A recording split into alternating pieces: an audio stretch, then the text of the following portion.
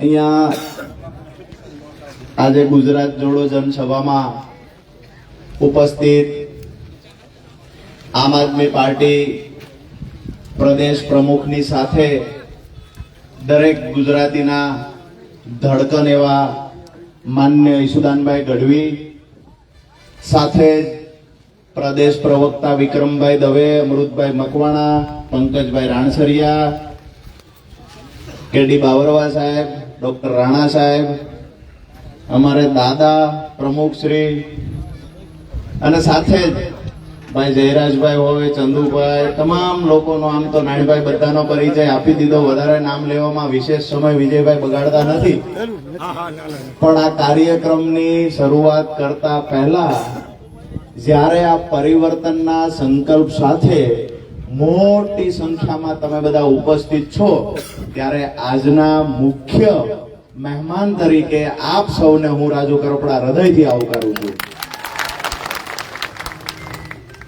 આમ નજર કરો તો ઢગલાઓ ઉપર લોકો બેઠા છે, આમ નજર કરો તો ઓલા કેબિન ઉપર બેઠા છે, બાઇક ઉપર બેઠા છે, રોડ ઉપર, સકડા ઉપર, ગાડીઓ ઉપર માણા માણા માણા માણા દેખાય છે. હવે એક વાત નક્કી છે ઈશુદાનભાઈ, ખેડૂના દીકરા છીએ એટલે એક વાત નક્કી કહીશ કે હું બદલાવનો સંદેશ લઈને આવ્યો છું. હું બદલાવનો સંદેશ લઈને આવ્યો છું. એકલો નથી ઉભો, મારા ખેડૂતોની આખી નાયતને ભેળી લાવ્યો છું. બહેરી, અહંકારી અને ભ્રષ્ટ સરકાર કાન ખોલીને સાંભળી લે. બહેરી, ભ્રષ્ટ અને અહંકારી સરકારમાં નેતાઓને સાંભળવા માટેનો જે તમારો ઉત્સાહ આ બતાવે છે કે આવનાર સમયમાં પરિવર્તન નક્કી છે અને દરેક વિધાનસભામાં વિસાવદર વાળી થવાની પણ નક્કી છે. ઘણી વખત મુદ્દાઓ હોય એવા કે ખેડૂતના દીકરા તરીકે, ખેડૂત આગેવાન તરીકે ઘણા એવા મુદ્દાઓ છે જેનાથી આપણું લોહી ઉકળી જાય. ઘણી વખત એવું થાય કે લડાઈ, એક યુવાન છીએ, ખેડૂતના દીકરા છીએ, માય કાંગલે નમાલી લડાઈ ક્યારે આવડતી નથી, એટલે ક્યારેક જુસ્સામાં, આક્રોશમાં આવી અને ખેડૂતો માટે કઈ બોલાઈ જાય ત્યારે ઈશુદાનભાઈ ઘણી વખત એક પ્રદેશ પ્રમુખ હોવાના નાતે એવું કે થોડી ધીરજ રાખજો, પણ પાછા એ બી કેવડાવે છે કે લડવામાં ખેડૂત માટે કાચા ન રહેતા સુપ્રીમ કોર્ટ સુધી લડવાની તૈયારી આમ આદમી પાર્ટીની છે.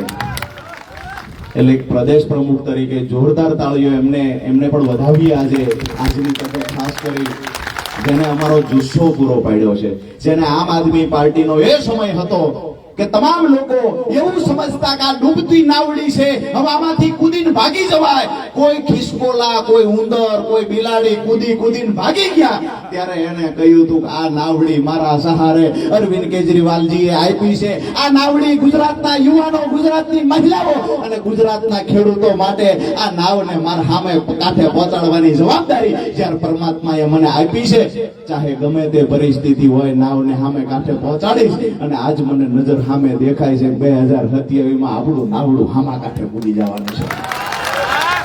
સ્થાનિક મુદ્દા, પ્રશ્ન ઘણા બધા છે. ભાઈએ વાત કરી કોંગ્રેસની. રાણા સાહેબ કોંગ્રેસમાંથી ખૂબ કડવા અનુભવ કરીને આવ્યા. ભાઈ ભાજપમાંથી આજે જોડાયા, જિલ્લા ઉપપ્રમુખ કિસાન મોરચાના, એને પણ ખૂબ પોતાની વેદનાઓ છે. બધાની વેદના એ છે કે સામે બેઠેલા ખેડૂતોને, ખેત મજૂરોને, પશુપાલકોનો પ્રશ્ન એ છે કે ભાજપની સામે મજબૂતાઈથી અમારે લડવું છે, અમને કોઈનો ખંભો જોઈએ છે. કોંગ્રેસનો ખંભા તરીકે ઉપયોગ કરવા ગયા ત્યારે ખબર પડી કે આમનું રહોડા સુધીનું ગઠબંધન છે. અને સૌથી વધારે ગઠબંધન ગુજરાતમાં કોંગ્રેસ ભાજપનું ખુલ્લું ગઠબંધન હોય તો એ મોરબી જિલ્લામાં છે. સૌથી વધારે ખુલ્લું ગઠબંધન. આજે મોરબીની જનતાએ મન બનાવી લીધું કે હવે ભાજપ અને કોંગ્રેસ તમારી લગાવી હોય એવડી તાકાત લગાવો. આમ આદમી પાર્ટી અને આમ આદમી પાર્ટી માટે થઈને ગુજરાતનો ખેડૂત મેદાનમાં ઉતર્યો છે.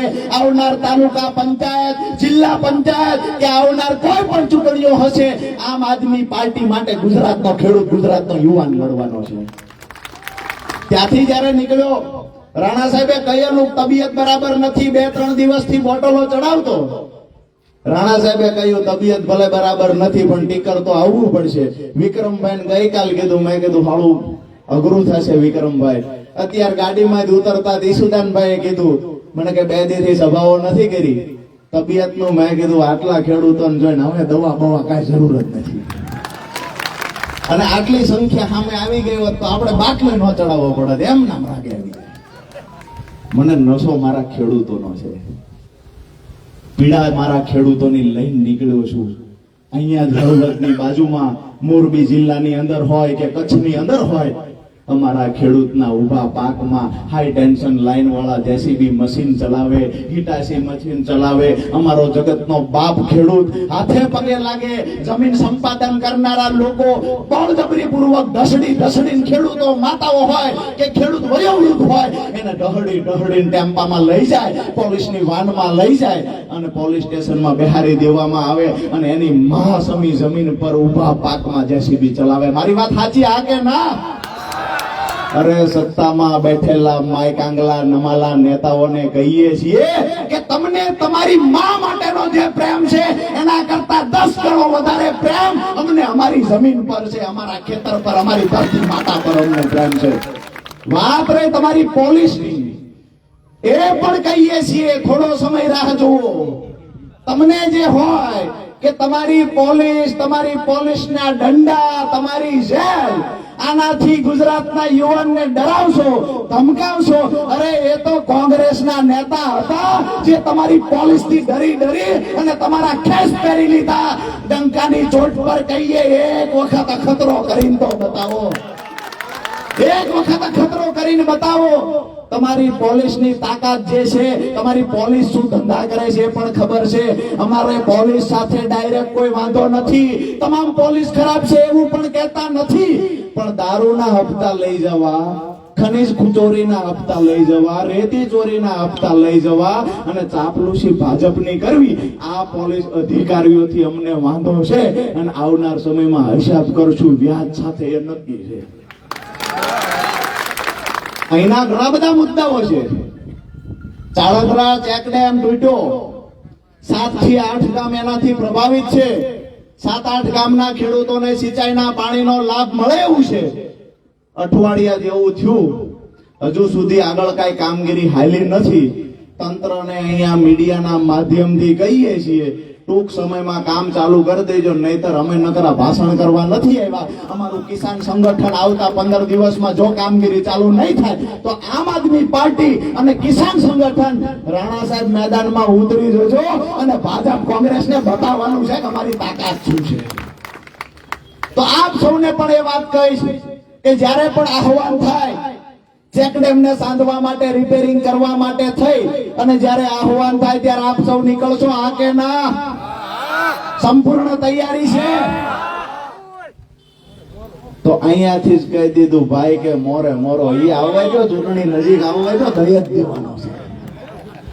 નજીક આવવા દો થોડા, અત્યારથી દેખાડશો છેટેથી યુટર્ન લઈ લેશે, થોડા ઢોકળા આવવા દો.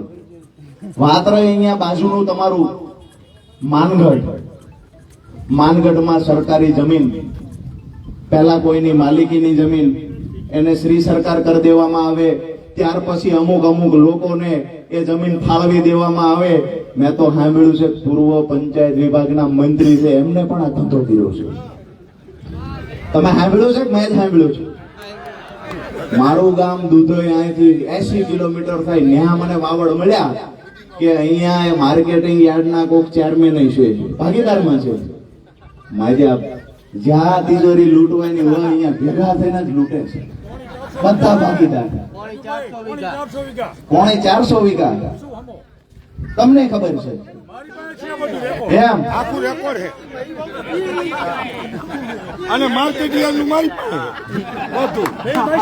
એટલે હવે આ તો કોઈ માર્કેટિંગ યાર્ડ નો ગોટાળો એ કે અમારી પાસે છે. મારી પાસે છે જ. આમાં ઘણી વખત એવું હોય કે ગામની અંદર જયારે ચોર આવે ત્યારે ઘરમાં ચોરી કરવા જવાનું હોય તો એક બહાર ઉભો રહીને ધ્યાન રાખે, એક અંદર જાય, એક બે નાકા વટીને ઉભો હોય. આવું આપણે સાંભળ્યું છે. 3-4 ચોર ભેગા થાય ત્યારે ગમે એના ઘરનો પટારો તિજોરી લૂંટાય. અહીં કેટલા થયા ભેગા રણા છે? 40 જણા ભેગા થયા તો કેવડી મોટી ચોરી કરી છે. આ તો શું કર્યું? આ ચોરો સાંભળી લે, કાન ખોલીને આજે લાઈવ થી સાંભળતા એ છે, ખબર એ છે. આજે લાઈવ થી સાંભળતા છે.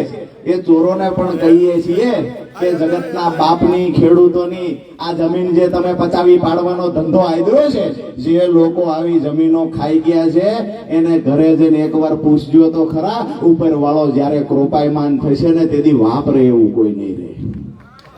અમે એને પણ માનીએ છીએ. રાજનીતિમાં આવ્યા ગમે તે હજમ કરી જવાનું. અરે મેં જોયું છે, રાજનીતિમાં આવ્યા, સત્તામાં આવ્યા તો ભાજપના નેતા રોડ ખાઈ જાય, ડામર ખાઈ જાય, પથ્થર ખાઈ જાય, બેલા ખાય, ઈટું ખાય, અરે ગટરો ખાઈ જાય, તળાવ ખાઈ જાય, કોકળા ખાઈ જાય, ક્યાંક ને ક્યાંક કેનાલ ખાઈ જાય. અમારે સુરેન્દ્રનગરમાં 100 કરોડના શૌચાલય ખાઈ ગયા છે.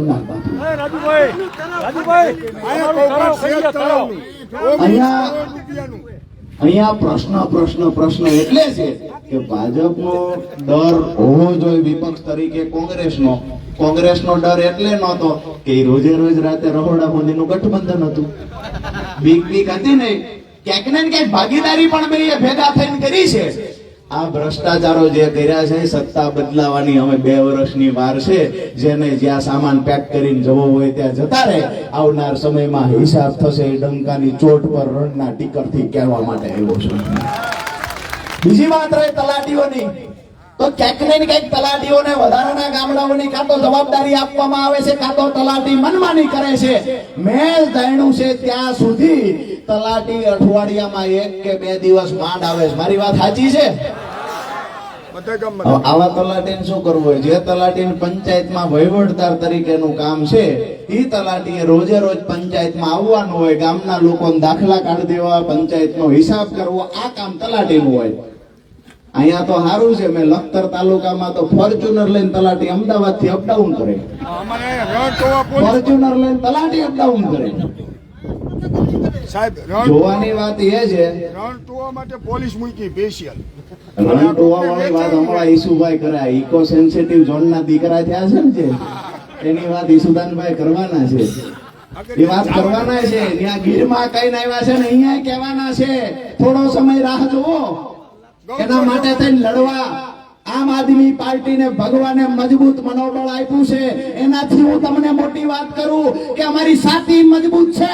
ભાજપના નેતાઓના ઈશારે જે પોલીસ ગોળીબાર કરે એની ગોળી અમારી સાથી નહીં વીંધી હંગે એ પણ તાકાત સાથે કહીએ છીએ. અમારી પીઠ પણ મજબૂત છે. ભાજપના નેતાના ઈશારે લાઠીચાર્જ કરનારી પોલીસને કહીએ છીએ કે ક્યાંક ને ક્યાંક ધ્યાન રાખજો.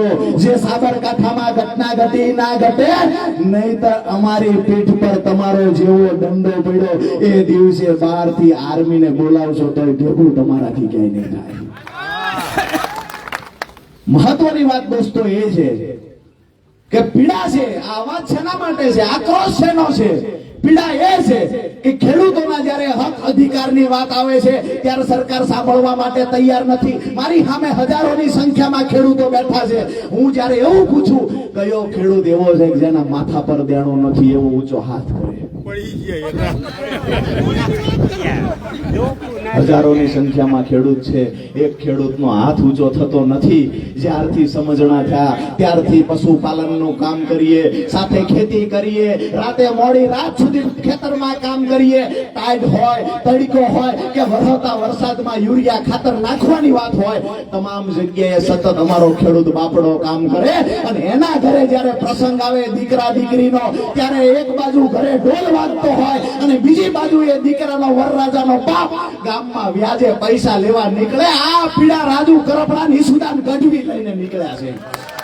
અમે એ પણ જોયું છે રાણા સાહેબ કે જે દીકરાના લગ્ન છે, જેના ઘરે પુત્ર વધુ આવવાની છે, એ દીકરાની માં પોતાના કાનનું ગરાણું, પછી કવેટિયા હોય કે પોતાના ચાંદલો હોય માથા પરનો, પોતાની નથડી હોય કે સોનાની બંગડી હોય, એક એક કરતી પોતે પુત્ર વધુને ચડાવવા માટે હોનીના ટેબલે જઈને કે આને ભગાવી નાખો. જ્યારે આ ગરાણું કાનમાંથી કાઢતું હોય તેથી અમારી એ માની પીડા શું હોય છે, ખદડા નેતાઓને કહીએ એકવાર તો સમજો, એકવાર તો સમજો આ ખેડૂતની પીડા શું છે.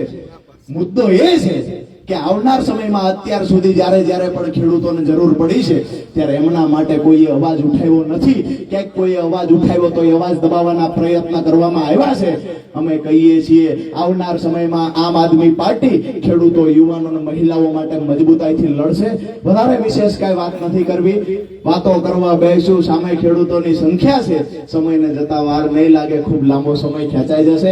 આમ પણ આપ ખૂબ લાંબા સમયથી બેઠા છો ત્યારે એક વાત ચોક્કસ કહે છે કે દીવો તો સળગાવી શકીશ તું, દીવાસળીથી રોજ તું, દીવો તો સળગાવી શકીશ દીવાસળીથી રોજ તું, પણ આગ લગાવવા માટે પથ્થરનું ઘર્ષણ જરૂરી છે.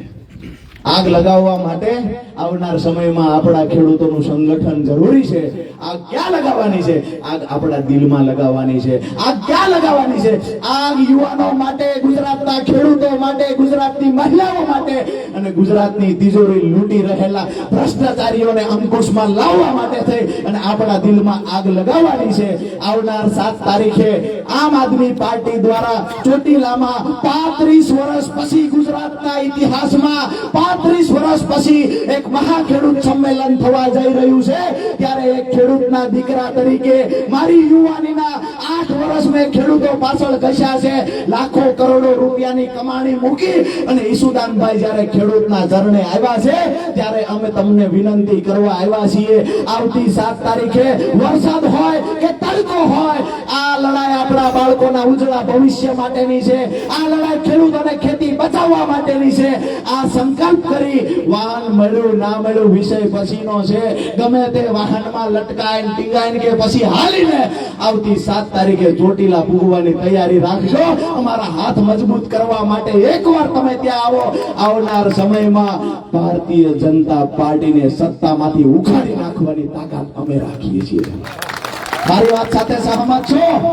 7 તારીખે કેટલા લોકો ચોટીલા આવવાના? બે હાથ ઊંચા કરે. આપણા બાળકોની લડાઈને મજબૂત બનાવવા જે આવવાના એ હાથ ઊંચા રાખે. પાછળ વાળા નથી આવવું. થાકી ગયા આટલી વારમાં.